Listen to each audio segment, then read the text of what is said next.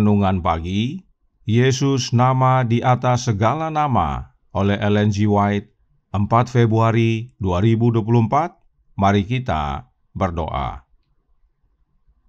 Bapa kami yang di sorga, Allah pencipta langit dan bumi, laut dan segala isinya, Allah yang maha besar, maha kuasa, sumber segalanya, yang kami sembah selalu melalui anak-Mu yang tunggal, Yesus Kristus. Terpujilah Yesus, anak Allah yang maha tinggi, yang adalah juru selamat kami yang mulia. Pada pagi hari ini kami bersyukur boleh bangun dan berbakti, dan sebagaimana membaca dan mendengarkan nasihat firman-Mu, kiranya ini menjadi pembaharuan bagi kami semua. Kami hanya datang kepada Kristus untuk kemenangan atas dosa, dan oleh kehadiran Roh-Nya, hidup kami boleh menjadi hidup yang penuh belas kasihan. Beserta kami sepanjang perbaktian ini, kehendak-Mu yang jadi. Ampun kami akan dosa dan salah, karena kami berdoa hanya dalam nama Anak Allah yang tunggal, Yesus Kristus, yang adalah Tuhan dan Juru Selamat kami. Amin. Renungan hari ini akan dibacakan oleh Saudara Steve Mandang. Kepada Saudara Steve, kami persilahkan. Selamat pagi. Judul renungan bacaan pagi hari ini, Juru Selamat yang Mulia, tanggal 4 Februari. Demikianlah firman Tuhan. Ketika aku telanjang, kamu memberi aku pakaian. Ketika aku sakit, kamu melawat aku. Ketika aku di dalam penjara, kamu mengunjungi aku. Matius 25 ayat yang 36. Setiap dorongan Roh Kudus yang menuntun individu kepada kebaikan dan kepada Allah dicatat dalam kitab surga. Dan pada hari Allah, setiap orang yang telah menyerahkan dirinya sebagai alat bagi pekerjaan Roh Kudus akan diizinkan untuk melihat hasil pekerjaan yang dilakukan dalam kehidupannya. Hal yang menakjubkan akan terungkap ketika garis-garis pengaruh suci dengan hasil-hasilnya yang berharga diperlihatkan. Betapa besarnya rasa syukur jiwa-jiwa yang akan menemui kita di pelataran surgawi ketika mereka memahami simpati, perhatian penuh kasih yang telah diberikan untuk keselamatan mereka. Segala puji, hormat, dan kemuliaan akan diberikan pada Allah dan Anak Domba atas penebusan kita. Namun hal ini tidak akan mengurangi kemuliaan Allah untuk mengungkapkan rasa syukur atas perantaraan yang telah Dia gunakan dalam keselamatan jiwa-jiwa yang hampir binasa. Orang-orang yang telah ditebus akan bertemu dan mengenali orang-orang yang oleh perhatiannya telah mengarahkan mereka kepada Juru Selamat yang telah ditinggikan. Betapa diberkatinya percakapan mereka dengan jiwa-jiwa ini. Saya adalah orang berdosa, demikian dikatakan, tanpa Allah dan tanpa harapan di dunia. Dan kamu datang kepadaku dan menarik perhatianku kepada Juru Selamat yang mulia sebagai satu-satunya harapanku. Dan saya percaya kepadanya. Aku bertobat dari dosa-dosaku dan duduk bersama dengan orang-orang kudusnya di surga dalam Kristus Yesus. Yang lain akan mengatakan, saya adalah seorang penyembah berhala di negeri-negeri penyembah berhala. Anda telah meninggalkan teman-teman dan rumah yang nyaman dan datang untuk mengajari saya cara menemukan Yesus dan percaya kepadanya sebagai satu-satunya Allah yang benar. Aku menghancurkan berhala-berhalaku dan menyembah Allah, dan sekarang aku melihatnya muka dengan muka. Saya diselamatkan selamanya. Selamanya akan memandang Dia yang saya kasihi. Saya dulu melihat Dia hanya dengan mata iman, tetapi sekarang saya melihat Dia sebagaimana adanya. Sekarang saya dapat mengungkapkan rasa syukur saya atas rahmat penebusannya kepada Dia yang mengasihi saya, dan yang telah membasuh saya dari dosa-dosa saya di dalam darah-Nya sendiri. Yang lain akan mengungkapkan rasa terima kasih kepada mereka yang memberi makan orang yang lapar dan memberi pakaian kepada orang yang telanjang. Ketika keputusasaan membelenggu jiwaku dalam ketidakpercayaan, Allah mengutusmu kepadaku, kata mereka, untuk menyampaikan kata-kata pengharapan dan penghiburan. Engkau membawakanku makanan untuk kebutuhan jasmaniku, dan engkau membukakan kepadaku firman Allah, menyadarkanku akan kebutuhan rohaniku. Anda memperlakukan saya sebagai saudara. diambil dari Gospel Worker 5:17 sampai dengan 5:19. Demikian bacaan renungan pagi hari ini. Tuhan Yesus memberkati. Terima kasih atas penata layanan Saudara Steve. Tuhan Yesus memberkati. Selamat pagi saudaraku dalam Tuhan. Tentang juru selamat yang mulia, Roh Nubuat berkata dalam Messages to Young People, halaman 131 paragraf 2 yang berbunyi, ada obat bagi jiwa yang sakit karena dosa. Obatnya ada di dalam Yesus, juru selamat yang mulia. Kasih karunia-Nya cukup bagi mereka yang paling lemah, dan yang terkuat juga harus mendapatkan kasih karunia-Nya atau binasa. Obat dosa ada di dalam Yesus, yang adalah juru selamat yang mulia bagi kita, yaitu kasih karunia-Nya. Apakah kasih karunia Kristus tersebut yang merupakan obat bagi dosa-dosa kita? Ingat penjelasan Roh Nubuat yang berikut ini dalam Signs of the Times tanggal 8 Januari tahun 1902 paragraf 9 yang berkata, tetapi jika ia berjuang melawan dirinya sendiri, jika ia mau diperintah oleh Roh Kristus, ia diubahkan dalam karakter. Kemudian, dalam Christian Education halaman 146 paragraf 3 menyatakan, dan gambar Allah akan dinyatakan dalam jiwa anak itu, dan karakternya diubahkan oleh kasih karunia Kristus. Saudaraku dalam Tuhan, inilah yang disebut dengan Roh Nubuat menjelaskan dirinya sendiri, yaitu kutipan menjelaskan kutipan. Dan dengan jelas dinyatakan bahwa kasih karunia Kristus itu sama dengan Roh Kristus, karena keduanya mengubahkan karakter, dan itu demi keselamatan kita. Mengapa penting sekali Roh Kristus dalam hidup kita?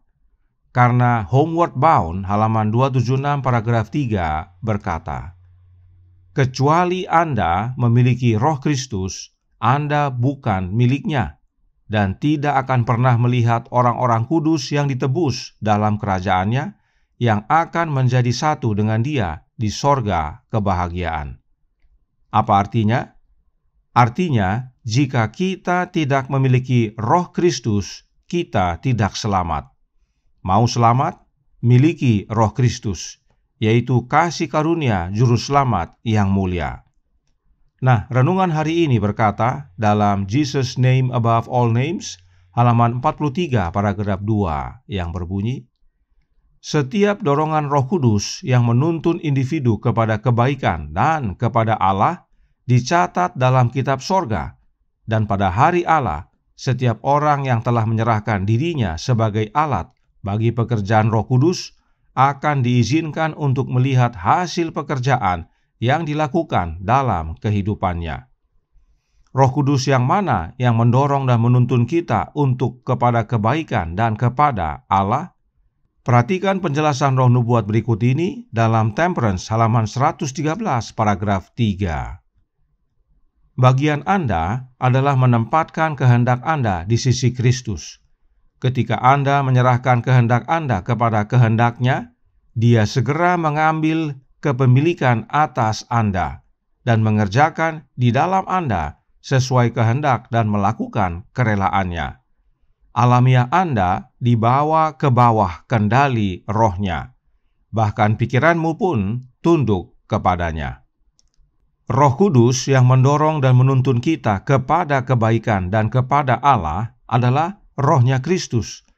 Sebab bila mana kita menyerahkan kehendak kita kepada Kristus, maka alamiah kita dibawa ke bawah kendali Roh-Nya Yesus.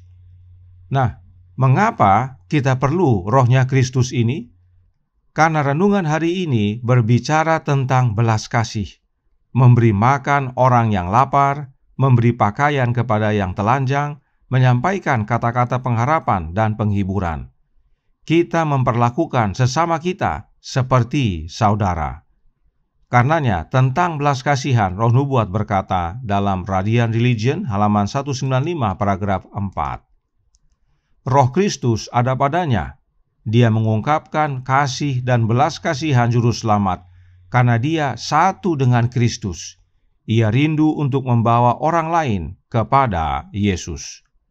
Inilah pentingnya kita memiliki Roh Kristus, sebab oleh kehadiran Kristus dalam hati kita, kita dapat ungkapkan kasih, belas kasihan Yesus kepada sesama, agar mereka datang kepada Yesus yang adalah juru selamat yang mulia dan obat bagi dosa. Inilah pentingnya kita memiliki Roh Kristus, sebab oleh kehadiran Kristus dalam hati kita, kita dapat ungkapkan kasih, belas kasihan Yesus kepada sesama, agar mereka datang kepada Yesus yang adalah juru selamat yang mulia. Dan dalam renungan hari ini ada satu kalimat yang sangat disukai oleh saudara-saudara kita kaum Trinitas. Berikut kalimatnya dalam Jesus Name Above All Names halaman 43 paragraf 4. Yang lain akan mengatakan, saya adalah seorang penyembah berhala di negeri-negeri penyembah berhala. Anda meninggalkan teman-teman dan rumah yang nyaman dan datang untuk mengajari saya cara menemukan Yesus dan percaya kepadanya sebagai satu-satunya Allah yang benar. Renungan hari ini tidak hanya menyatakan bahwa Yesus adalah juru selamat yang mulia, tetapi juga menyatakan bahwa Yesus sebagai satu-satunya Allah yang benar. Apakah hal ini selaras dengan firman Tuhan? Apakah dengan ini roh nubuat hendak menentang Alkitab? Sebab dalam firman Tuhan dikatakan, Yesus sendiri berkata dalam Yohanes 17 ayat 3 bahwa Allah Bapalah satu-satunya Allah yang benar. Apakah ada dua yang disebut satu-satunya Allah yang benar? Tentu tidak, saudaraku dalam Tuhan. Jika disebut satu-satunya, maka hanya satu. Lalu, apa maksud dari kalimat ini? Bahwa Kristus disebutkan sebagai satu-satunya Allah yang benar? Mari kita izinkan roh nubuat menjelaskan dirinya sendiri. Signs of the Times tanggal 27 Juni tahun 1892 paragraf 4 berkata, Yesus datang untuk mengajar manusia tentang Bapa, untuk menyatakan Dia, yaitu menyatakan Bapa, dengan benar di hadapan anak-anak dunia ini yang telah jatuh. Malaikat tidak dapat sepenuhnya menggambarkan karakter Allah, namun Kristus yang merupakan peniruan hidup dari Allah tidak dapat gagal untuk menyelesaikan pekerjaan tersebut. Dalam kutipan ini ada satu kata yang penting kita perhatikan, yaitu impersonation. Dikatakan, but Christ who was a living impersonation of God. Impersonation ini artinya peniruan yang serupa atau jiplakan, dan bahkan dikatakan living impersonation, yaitu jiplakan yang hidup, tiruan yang hidup dari Bapa. Sebab Yesus datang ke dunia ini untuk menyatakan tentang Bapanya kepada kita, dan hanya Yesus yang dapat menyelesaikan pekerjaan tersebut, yaitu pekerjaan menyatakan Bapa kepada kita. Jadi ingat, Yesus adalah jiplakan yang hidup dari Bapanya, atau dalam bahasa Alkitab, gambar wujud Bapa. Kemudian dalam Review and Herald tanggal 30 Januari tahun 1900, artikel A paragraf 6 menjelaskan, dengan menolak anak Allah, perwujudan dari satu-satunya Allah yang benar, yang memiliki kebaikan, belas kasihan, dan kasih yang tak kenal lelah, yang hatinya selalu tersentuh oleh kesengsaraan manusia, dan memilih seorang pembunuh sebagai penggantinya, orang-orang Yahudi menunjukkan apa yang dapat dan akan dilakukan oleh alamiah manusia bila kuasa Roh Allah yang menahan itu disingkirkan, dan manusia berada di bawah kendali orang yang murtad. Mereka yang memilih setan sebagai penguasanya akan memperlihatkan roh majikan pilihannya. Dalam kalimat ini perhatikan juga ada satu kata penting, yaitu the personification. Yesus dikatakan personifikasi atau perwujudan dari Allah Bapa yang adalah satu-satunya Allah yang benar. Yesus adalah tiruan yang hidup, jiplakan yang hidup dari Bapanya, gambar wujud Bapanya, suatu tiruan yang sempurna dari pribadi Bapanya. suatu perwujudan yang hidup dan sempurna dari Bapanya yang adalah satu-satunya Allah yang benar. Inilah dasarnya Yesus disebut sebagai satu-satunya Allah yang benar, karena Yesuslah jiplakan asli, jiplakan hidup dari Bapanya.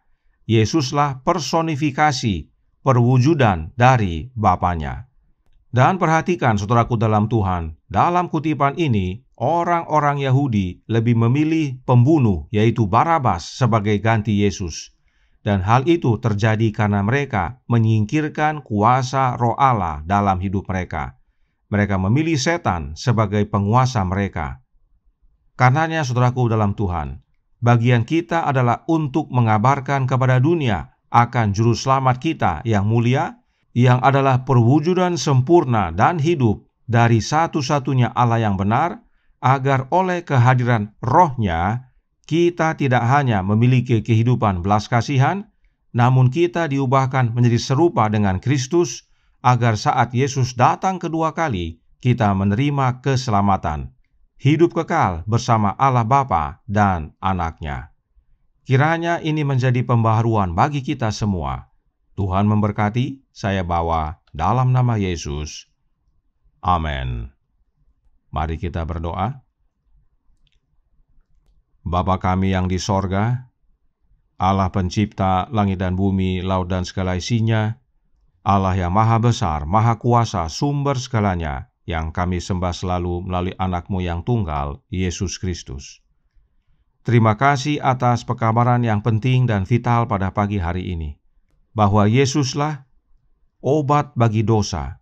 Di dalam Dia terdapat obat bagi dosa-dosa kami. Itu sebabnya Yesuslah Juru Selamat yang mulia, yang telah menyerahkan dirinya menjadi korban pendamaian bagi kami, sehingga kami dapat kembali kepada Bapa, dipersatukan dengannya. Dan penting bagi kami untuk menerima kehadiran Roh Anak Allah dalam hidup ini. Sebab hanya oleh kehadiran Roh Kristus kami dituntun kepada kebaikan dan kepada Allah, serta menghidupkan kehidupan belas kasihan yang telah Yesus teladankan. Kami dapat berbuat baik kepada sesama dan menganggap sesama sebagai saudara-saudara kami, agar kami dapat memperkenalkan kepada mereka bahwa Yesus yang adalah perwujudan daripada satu-satunya Allah yang benar di dunia ini, karena Dia datang untuk menyatakan Bapa, dapat menjadi pengenalan bagi banyak manusia, agar mereka kembali kepada Engkau ya Bapa melalui anak-Mu dan menerima pembaruan hidup, agar bila mana Yesus datang kedua kali, kami semua beroleh kehidupan yang kekal. Beserta kami sepanjang hari ini kehendak-Mu yang jadi, ampun kami akan dosa dan salah, karena kami berdoa hanya dalam nama Anak Allah yang tunggal, Yesus Kristus, yang adalah Tuhan dan Juru Selamat kami. Amin.